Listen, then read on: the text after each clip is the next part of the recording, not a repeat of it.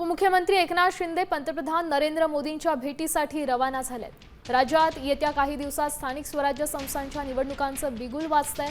त्याची चाहूल लागताच सर्वच पक्षांनी मोर्चे बांधणीला सुरुवात केली।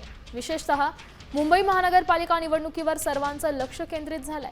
विरोधकांसोबतच सत्ताधाऱ्यांनीही रणनीती आखण्यास सुरुवात केली आहे।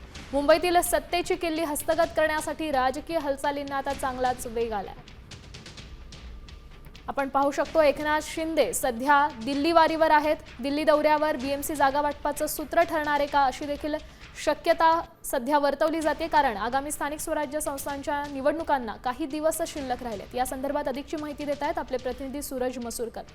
सूरज, काय सांगाल? सध्या शिंदे दिल्ली वारीवर आहेत, काय अपडेट आहे?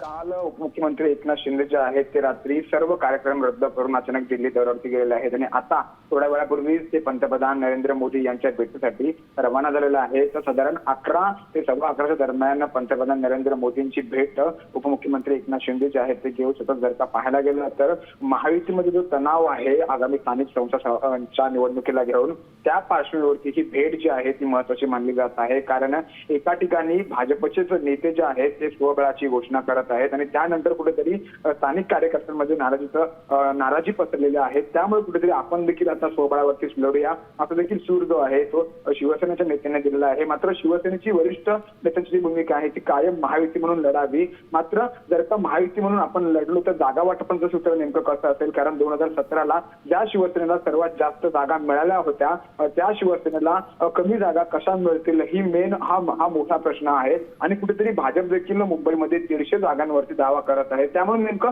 जागा वाटपाचं सूत्र कसं असणार आहे? आणि महायुती म्हणून आपण एकत्र लढलो तर ठीक, जर का आपण राज्यामध्ये एकत्र आहोत महायुती म्हणून आणि स्थानिक संस्थांच्या निवडणुकीला घेऊन जर का आपण विरोधात लढलो तर कुठेतरी एक दूषित वातावरण राज्यामध्ये तयार होऊ शकतं। एक वेगळा सूरज, शिंदे माघारी आल्यानंतर कोणती मोठी घोषणा करतात का ते देखील पाहणं महत्त्वाचं ठरणार आहे। सध्या ते दिल्ली वारीवर आहेत। आता isakal.com आहे देशातील नंबर 1 ची मराठी न्यूज वेबसाईट। प्रत्येक अपडेटसाठी isakal.com ला नक्की भेट द्या।